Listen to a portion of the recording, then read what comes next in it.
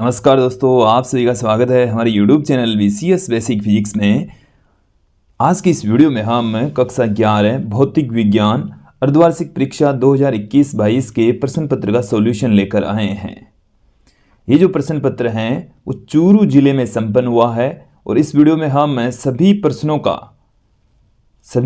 का concept wise answer आपको बताने वाले हैं, समझाने वाले हैं। देखिए, ये जो प्रश्न पत्र है वो 34 अंक का है और इसमें समय हमें मिलता है 2 घंटे 45 मिनट। विद्यार्थियों, यदि आप हमारे YouTube चैनल पर नए हैं तो चैनल को सब्सक्राइब कर लीजिए, साथ में बेल आइकन भी दबा दीजिए ताकि आपको आगे की वीडियोज़ की नोटिफिकेशन मिलते रहें। फिजिक्स से रिलेटेड आगे ऐसे ही वीडियो प्राप्त करने के लिए आप हमारे चैनल को सब्सक्राइब करें, साथ में लाइक भी कर दीजिए, बेल आइकन भी दबा दीजिए ताकि आपको इसी प्रकार के अन्य वीडियोज़ भी मिलते रहें। अब इस वीडियो को स्टार्ट करते हैं। सबसे पहले हम लेते हैं पहला क्वेश्चन। देखिए, इसमें हमें पूछा है कि निम्न में से कौन सा बल प्रकृति में मूल बल में शामिल नहीं है। हम ये जानते हैं कि प्रकृति के अंदर मूलभूत 4 बल होते हैं: गुरुत्वाकर्षण बल, दुर्बल नाभिकीय बल, प्रबल नाभिकीय बल और विद्युत चुंबकीय बल। तो यहाँ पर ये जो घर्षण बल है वो प्रकृति के मूल बलों में शामिल नहीं है। तत्पश्चात ये एक मूल बल नहीं है, इसमें ब ऑप्शन सही होगा। अगले क्वेश्चन की ओर बढ़ते हैं। अगले क्वेश्चन के अंदर हमें कहा गया है निम्न में से कौन सी भौतिक राशि की विमा अन्य से भिन्न है। तो देखिए, दाब जो कि बल बट्टे में क्षेत्रफल होता है, इसकी जो विमा है वो होती है m1 l-1 t-2 के इक्वल। फिर बात करते हैं प्रतिबल, इसका भी फॉर्मूला बल बट्टे में क्षेत्रफल ही होता है और विमा दाब के समान ही होती है। प्रत्यास्थता गुणांक है, ये प्रत्यास्थता गुणांक होना चाहिए, वह नहीं आएगा इसमें। जो प्रत्यास्थता गुणांक है वो प्रतिबल बट्टे में विकृति के बराबर इसका फॉर्मूला होता है। और जो विकृति है ये एक विमाहीन राशि होती है। तत्पश्चात प्रत्यास्थता गुणांक की वही विमा होगी जो प्रतिबल की विमा होगी, अर्थात इसकी विमा m1 l-1 t-2 होती है। और अंत में हम बात करते हैं बल की, तो बल की जो विमा है वो m1 l-1 t-2 होती है।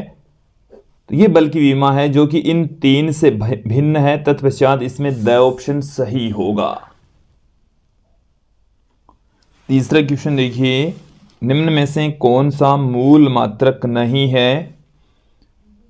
विद्यार्थियों, प्रकृति के अंदर 7 प्रकार की मूल भौतिक राशियां ली गई है। उन मूल भौतिक राशियों में हम द्रव्यमान, समय, लंबाई, विद्युत धारा, इसके अलावा प्रकाश की तीव्रता, ताप और पदार्थ की मात्रा। तो यहाँ पर आप देखेंगे कि ये समय का मात्रक है, ये मीटर लंबाई का मात्रक है, द्रव्यमान का मात्रक है, लेकिन ये जो न्यूटन है ये मूल मात्रक नहीं है, ये अन्य मात्रकों से मिलकर बनता है। तत्पश्चात इसमें ए ऑप्शन सही होगा। अगले क्वेश्चन की ओर बढ़ते हैं। वेग समय ग्राफ की जो ढाल है वो किसे रिप्रेजेंट करती है, किसको बताती है। तो देखिए, वेग और समय के मध्य यदि हम ग्राफ खींचें तो हमें इस प्रकार का ग्राफ प्राप्त होता है। एक समान चाल के लिए मैं यहाँ पर ग्राफ खींच रहा हूँ। तो यहाँ पर एक तरफ हमने ले लिया है वेग, दूसरी तरफ हमने ले लिया है समय और इसका ढाल है, इसको हम m से पुट करते हैं जो कि tan थीटा के इक्वल होता है। यहाँ से यदि ये y एक्सिस और x एक्सिस के रूप में लिखा जाए तो dy/dx की फॉर्म में लिख सकते हैं। और यहाँ पर ये जो डिस्टेंस है वो v है और ये वाली जो डिस्टेंस है वो है t। तो यहाँ से इसको v बट्टे में t के रूप में भी लिख सकते हैं और v बट्टा जो t होता है वो a होता है जिसको हम त्वरण कहते हैं। तो एक्सेलरेशन के इक्वल होता है। तो जो ढाल है वो एक्सेलरेशन को रिप्रेजेंट करेगा। अगले क्वेश्चन की ओर बढ़ते हैं कि गतिशील वस्तु पर ब्रेक लगाने पर रुकने से पहले जो दूरी तय करती है उसको हम अवरोधन दूरी कहते हैं। ब्रेक लगा दिया और ब्रेक लगाने के पश्चात वस्तु के द्वारा तय की गई जो दूरी है उसको हम अवरोधन दूरी कहते हैं। फिर इसके पश्चात देखिए छठा क्वेश्चन कि 80 डिग्री तथा पर फेंके गए प्रक्षेप्य की प्रास बराबर होगी। तो यहाँ से हम आपको बता दें कि 45 डिग्री के एंगल पर खींची गई इस रेखा से समान कोण थीटा पर और इधर भी समान कोण थीटा पर फेंकी गई जो वस्तुएं हैं उनके द्वारा जो क्षैतिज प्रास होती है उनकी वो बराबर होती। ये कोण यदि थीटा है तो इन दोनों की जो क्षैतिज प्रास है वो समान होती है। क्लियर।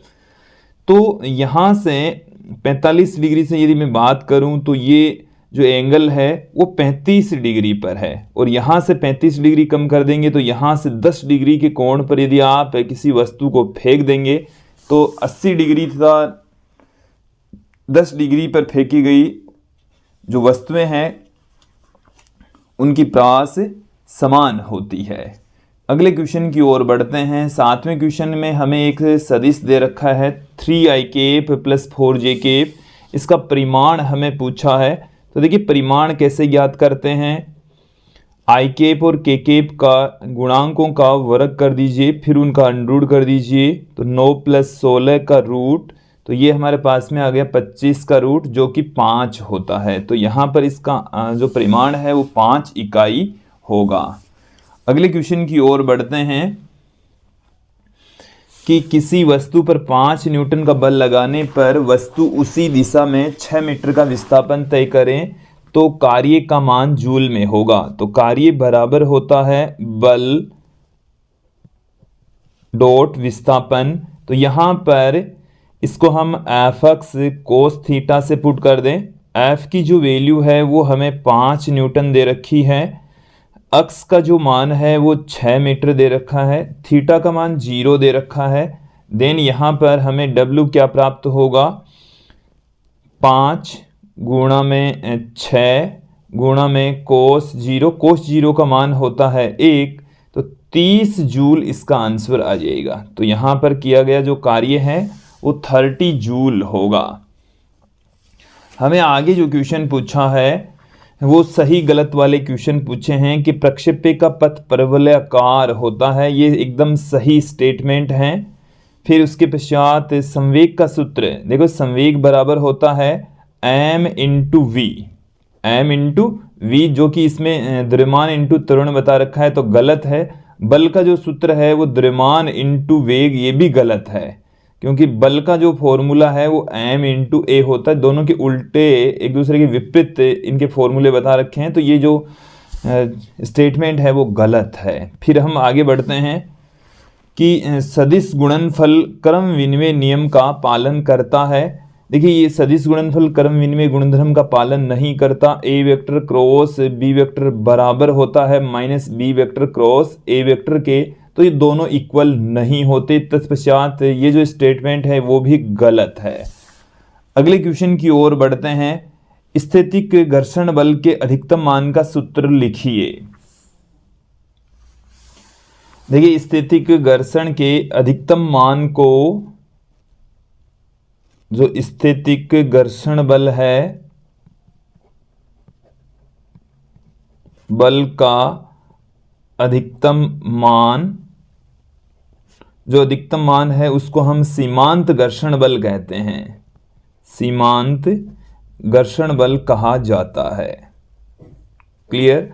और सीमांत घर्षण बल को हम Fs मैक्सिमम से पुट करते हैं और Fs मैक्सिमम का जो फॉर्मूला है वो देख लीजिए क्या होता है μs × r होता है जहां r अभिलंब प्रतिक्रिया बल होता है और ये जो μs है वो स्थैतिक घर्षण गुणांक कहलाता है।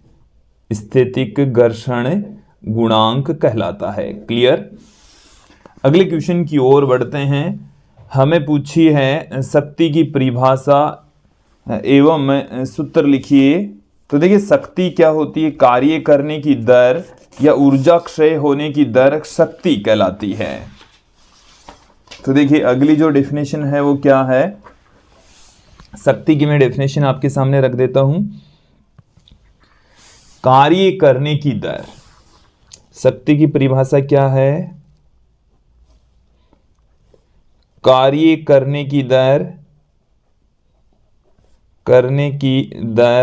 शक्ति कहलाती है, या इसको हम कहते हैं ऊर्जा क्षय होने की दर।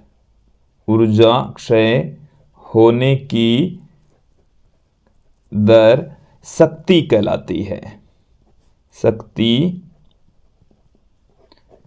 कहलाती है। तो दोस्तों शक्ति है, इसका फॉर्मूला आप देखेंगे, P से लिखते हैं, कार्य बट्टे में समय के रूप में लिखा जाता है, कार्य बट्टे में समय, या इसको हम ऊर्जा बट्टे में समय से भी पुट कर सकते हैं। क्लियर?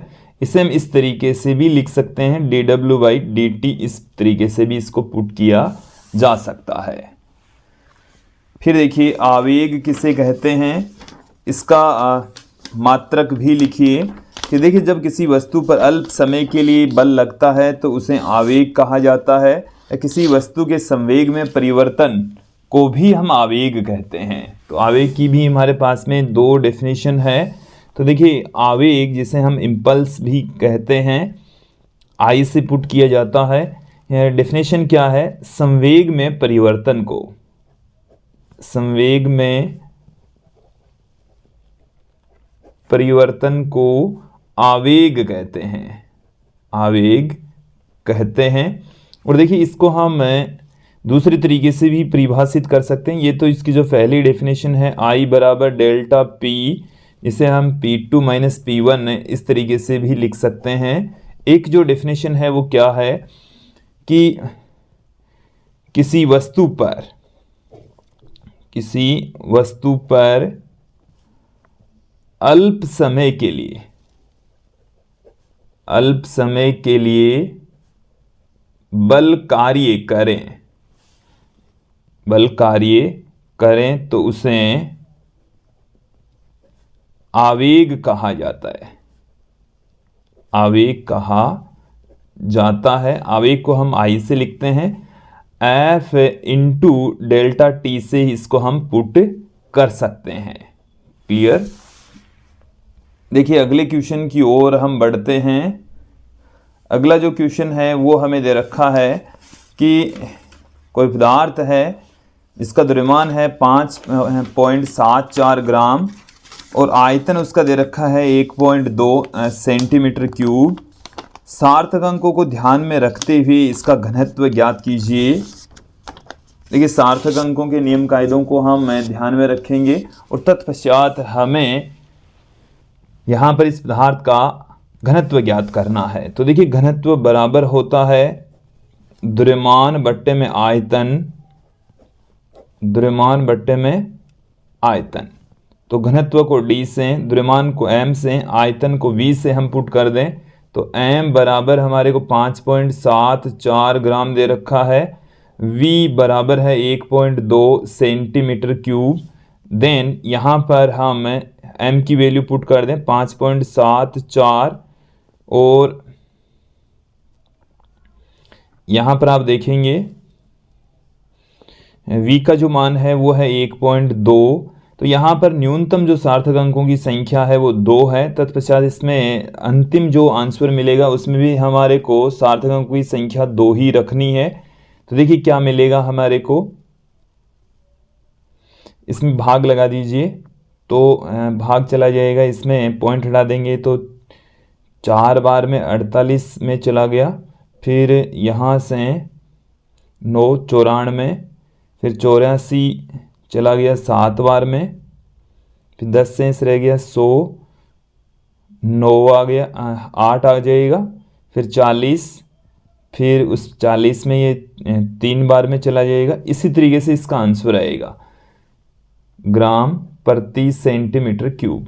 बट हमें यहाँ पर 2 स्थानों तक ही रखना है क्योंकि न्यूनतम जो सार्थक अंक है इस संख्या के अंदर 2 हैं, तो 2 ही सार्थक अंक हमें इसके आंसर में भी रखना है। तो 4 पॉइंट इसको यहाँ पर इस अंक तक हम इसको पूर्णांकित कर देंगे तो इसमें 1 और जोड़ देंगे तो 4.8 ग्राम प्रति सेंटीमीटर क्यूब इसका आंसर आ जाएगा। 16वां क्वेश्चन देखिए, लंबन विधि द्वारा किसी आकाशीय पिंड की दूरी मापन की प्रक्रिया समझाइए। देखिए आकाशीय पिंड की डिस्टेंस ज्ञात करने के लिए हम लंबन विधि का प्रयोग करते हैं। देखिए लंबन विधि के अंदर क्या है कि हम दो स्थितियां यहाँ पर, जैसे ये हमारे पास में कोई आकाशीय पिंड है, ये कोई आकाशीय पिंड है, क्लियर। और पृथ्वी के सरफेस से इसकी दो स्थितियां, जैसे यहाँ पर हम ये दो बिंदु ले रहे हैं, समझाने के लिए इनको हम थोड़ा सा दूर दूर हमने इनको दिखाया है। यहाँ से ये हमने इसकी दो स्थितियां ले ली है, ये एक बिंदु ए ले लिया, दूसरा बिंदु बी ले लिया। इससे ए से बी तक की डिस्टेंस हम ज्ञात कर लेते हैं। ऊर्ध्वाधर से ये वाला एंगल हम θ1 ज्ञात कर लेंगे, ये एंगल हम θ2 ज्ञात कर लेंगे, और ये जो θ1 और θ2 है ये यहाँ पर थीटा हो जाएगा, जो कि θ1 प्लस में θ2 के इक्वल होगा। देखिए कोण बराबर क्या होता है, कोण बराबर होता है चाप बट्टे में त्रिज्या। तो यहाँ पर कोण तो है थीटा, जो कि यहाँ से हम ऊर्ध्वाधर स्थिति से इस आकाशीय पिंड तक जो झुका एंगल है, ऊर्ध्वाधर से एंगल बना है, θ1 θ2 ज्ञात करके हम थीटा ज्ञात कर लेंगे। चाप हमारे पास में है ए बी, और त्रिज्या यहाँ पर जैसे मैं इसको नाम दे दूं ओ, तो ओ ए के बराबर है। त्रिज्या ही इसकी जो दूरी है आकाशीय पिंड की दूरी के इक्वल है। तो दूरी बराबर हमारे पास में आ जाएगा ए बी, मतलब इसकी ए से लेकर बी तक की दूरी, और बट्टे में कोण है थीटा। तो यहाँ से ए बी ज्ञात करके थीटा की वैल्यू पुट करके आकाशीय पिंड की दूरी हम यहाँ से इस फॉर्मूले की सहायता से ज्ञात कर सकते हैं। 17वें क्वेश्चन में हमें पूछा है दूरी और विस्थापन में दो अंतर। मैं यहाँ पर एक तरफ दूरी ले रहा हूँ और एक तरफ ले रहा हूँ विस्थापन। तो देखिए दूरी एक अदिश राशि होती है, जबकि विस्थापन एक सदिश राशि होती है, क्लियर। इसके अलावा दूरी सदैव धनात्मक होती है। दूरी सदैव कैसी होगी, धनात्मक, जबकि जो विस्थापन है वो धनात्मक भी हो सकता है, ऋणात्मक भी हो सकता है, और शून्य भी हो सकता है। धनात्मक, ऋणात्मक व शून्य भी हो सकता है, शून्य भी हो सकता है, सारी स्थितियां संभव है। और दो बिंदुओं के मध्य जो दूरी है वो पथ पर निर्भर करती है, पथ पर निर्भर करती है। कौन से पथ के जरिए आप चल रहे हैं, ये पथ पर निर्भर नहीं करती, पथ पर निर्भर नहीं करता है। विस्थापन का मान पथ पर डिपेंड नहीं होता है, क्लियर। तो ये मैंने कुछ दूरी तथा विस्थापन में अंतर आपके सामने रखे। फिर उसके पश्चात आप देखिए कलन विधि द्वारा गति का फर्तम समीकरण ज्ञात कीजिए। हमें अवकलन और समाकलनों का प्रयोग करते हुए गति का जो पहला समीकरण है वो हमें प्राप्त करना है। तो देखिए कलन विधि का हम यहाँ पर प्रयोग करेंगे। गति का फर्तम समीकरण, गति का फर्तम समीकरण हमें यहाँ पर ज्ञात करना है। देखिए हम जानते हैं त्वरण की जो डेफिनेशन है उसका हम यहाँ पर उपयोग करेंगे। ए बराबर जानते हैं dv बाई dt, तो यहाँ से मैं dv बराबर पुट कर दूँ a dt, और देखिए उपरोक्त राशि का समाकलन करने पर, उपरोक्त का समाकलन करने पर, समाकलन करने पर वेग का जो मान है वो प्रारंभिक वेग तो है u से और अंतिम वेग v तक चेंज होता है, जबकि जो समय है प्रारंभ में तो है 0 और अंतिम जो समय है वो है t। तो हम इसको 0 से लेकर t तक इंटीग्रेट कर देंगे। तो देखिए यहाँ से हम 0 u से लेकर v तक dv बराबर 0 से लेकर t तक a dt। देखिए हमें क्या मिल रहा है, इसका इंटीग्रेशन हो जाएगा v, लिमिट हो गई है u से v तक, एक को हम बाहर रख देंगे। इसका इंटीग्रेशन क्या हो जाएगा, अपर लिमिट पुट कर दी, माइनस का साइन लगाकर लोअर लिमिट पुट कर दी, इसका इंटीग्रेशन हो जाएगा, यहाँ पर कुछ दिखाई नहीं दे रहा, इट मीन्स एक है, एक का हम टी के रेस्पेक्ट करेंगे तो टी आ जाएगा, लिमिट है 0 से टी तक। v बराबर इस u को बराबर के इस तरफ ले गए और यहाँ पर अपर लिमिट पुट कर दी, माइनस का साइन लगाकर लोअर लिमिट पुट कर दी, तो v बराबर हमें मिल गया है u प्लस ए टी, जो कि गति का फर्तम समीकरण है। तो ये हमने कलन विधि द्वारा गति का फर्तम समीकरण आपके सामने रख दिया है। फिर देखिए 19वां क्वेश्चन देखेंगे आप। कोई कीड़ा 12 सेंटीमीटर त्रिज्या के वृत्ताकार खांचे में फंस गया है, यह 100 सेकंड में 7 चक्कर लगाता है, तो कीड़े की कोणीय चाल एवं रेखीय चाल ज्ञात कीजिए। देखिए हमें यहाँ पर बता रखा है जो रेडियस है वृत्ताकार पथ की वो बता रखी है 12 सेंटीमीटर। इसको मैं यदि मीटर में कन्वर्ट करूँ तो 0.12 मीटर हमारे पास में इसकी कोणीय चाल आ जाएगी। क्लियर। अब मैं यहाँ पर बात करूँ कि 100 सेकंड में ये 7 चक्कर लगाता है। 100 सेकंड में कितने चक्कर लगा रहा है, 7 चक्कर यहाँ पर लगा रहा है। तो देखिए यहाँ पर यदि मैं आवर्ती की बात करूं तो चक्रों की संख्या प्रति सेकंड, चक्रों की संख्या, तो चक्रों की संख्या बट्टा उनमें लगा समय, चक्रों की संख्या बट्टे में आ जाएगा उनमें लगा समय। तो यहाँ पर चक्रों की संख्या हमें दे रखी है 7 और समय बता रखा है 100, तो आवर्ती हमारे पास में f आ गई है। मैं यहाँ पर बात करता हूँ सर्वप्रथम कोणीय चाल की, जिसको हम ओमेगा से लिखते हैं। 2 पाई एफ के इक्वल होती है, इसके इक्वल होगी 2 पाई एफ, तो 2 गुणा में 3.14, एफ का जो मान है वो है 7 बट्टे में 100, 7 बट्टे में 100। तो यहाँ से जब हम कैलकुलेशन करेंगे तो हमें मिल जाएगी ओमेगा की वैल्यू। तो देखिए ओमेगा हमें कितना मिल रहा है, कैलकुलेशन कर लीजिए, 6.28 इंटू 7/100। देन यहाँ से 7 से भी इसको मल्टीप्लाई कर लेते हैं, 56 हो गया, 5 शेष रह गया, 19, 1 शेष रह गया, 42 और 1 43, एक संख्या पहले हम पॉइंट पुट कर देंगे, 2 संख्या पहले पॉइंट पुट करना है, बट्टे में 100। तो ओमेगा बराबर हमें मिल चुका है 0.4396 रेडियन प्रति सेकंड। क्लियर। अब यहाँ पर हम रेखीय चाल की बात करते हैं, तो दूरी बट्टे में समय के इक्वल होगी। तो रेखीय चाल किसके इक्वल होगी, रेखीय चाल v बराबर दूरी बट्टे में समय। तो देखिए दूरी 7 चक्रों में तय की गई कुल दूरी बट्टा उनमें लगा कुल समय हमें दे रखा है 100 सेकंड।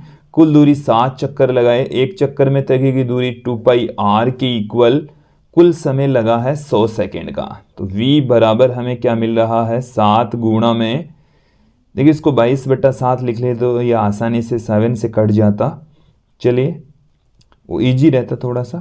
तो 7 इंटू 2 इंटू पाई का मान 22/7 मैंने ले लिया अब की बार। तो आर का जो मान है वो है 0.12 बट्टे में 100 पढ़ाई है।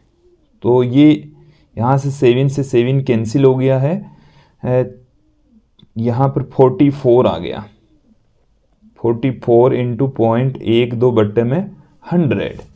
यहाँ से भी कैलकुलेशन देख लीजिए, 12 को 4 से गुणा करेंगे 48, 4 हासिल हो गया, 48 और 4 हो गया 52, 2 संख्या पहले हम पॉइंट पुट कर देंगे, तो 5.28 बट्टे में 100, इसको हम 0.0528 मीटर प्रति सेकंड भी पुट कर देते हैं। तो विद्यार्थियों ये था 19वां क्वेश्चन। अगले क्वेश्चन की ओर चलते हैं। अगला जो हमारा क्वेश्चन है वो हमें दे रखा है कि प्रक्षेप्य गति में प्रक्षेप्य के उड्डयन काल को परिभाषित करते हुए इसका सूत्र स्थापित कीजिए। देखिए उड्डयन काल क्या है कि प्रक्षेप्य गति के दौरान लगा समय, ये जैसे यहाँ से यहाँ तक की जो गति है, इस गति में जो जितना भी समय लगता है उस समय को ही हम उड्डयन काल कहते हैं। तो उड्डयन काल क्या है?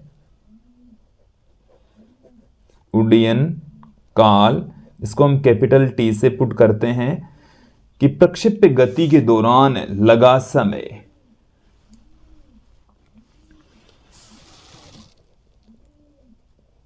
प्रक्षेप्य गति के दौरान लगा समय उड्डयन काल कहलाता है। उड्डयन काल कहलाता है। क्लियर? अब देखिए यहाँ पर हम बात करते हैं कि प्रक्षेप्य गति के दौरान जब कोई पिंड या कण यहाँ से लेकर यहाँ तक आता है तो इसमें कितना समय लगता है। तो देखिए उस समय को ज्ञात करने के लिए हम सबसे पहले अधिकतम ऊंचाई तक जाने में लगे समय को फाइंड आउट कर लेते हैं। अधिकतम ऊंचाई पर y दिशा में जो वेग है वो 0 हो जाएगा। तो देखिए अधिकतम ऊंचाई तक जाने में लगा समय, अधिकतम ऊंचाई तक जाने में लगा जो समय है उसको हम स्मॉल टी से लिख देंगे। जो कैपिटल टी है वो इस स्मॉल टी का दुगुना होगा। हम आपको बता दें कि यहाँ से हम इस पिंड को यदि हम u वेग से फेंकें तो अक्ष दिशा में उसका वेग हो जाएगा u कोस थीटा, y दिशा में इसका वेग हो जाएगा u साइन थीटा। तो y दिशा में हम यहाँ पर लेकर चलेंगे, y दिशा में अधिकतम ऊंचाई तक जाने में लगा समय, ये हमें ज्ञात करना है। तो हम गति के तीसरे समीकरण का, पहले समीकरण का हम यूज में प्रयोग कर सकते हैं। देखिए पहले समीकरण से, गति के प्रथम समीकरण होता है v बराबर u प्लस में at। तो यहाँ पर अधिकतम ऊंचाई पर जो वेग है वो तो 0 हो जाएगा और जो प्रारंभिक वेग है y दिशा में, देखिए इसको y दिशा वाले घटकों में मैं लिख देता हूँ। vy बराबर uy प्लस ay t, अधिकतम ऊंचाई के ऊपर वेग vy हो जाएगा 0, uy प्लस में ay का जो मान है वो माइनस में g के बराबर होगा, माइनस में g के इक्वल होगा। इनटू में t हमारे पास में पड़ा ही है। तो यहाँ से t बराबर आ गया uy अपॉन में g, uy का जो मान है वो है u साइन थीटा के इक्वल, uy का मतलब है y दिशा में वेग का घटक जो कि u साइन थीटा के इक्वल है। क्लियर?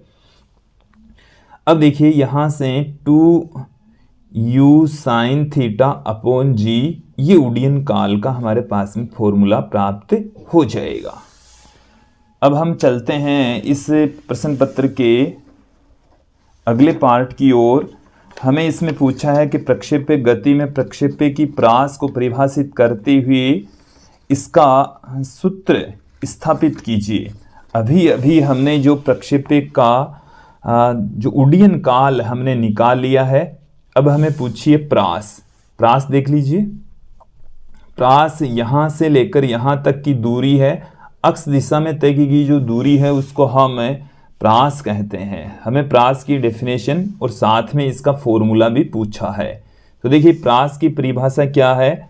प्रक्षेप्य गति के दौरान क्षैतिज दिशा में तय की गई दूरी, प्रक्षेप्य गति के दौरान क्षैतिज दिशा में तय की गई दूरी प्रास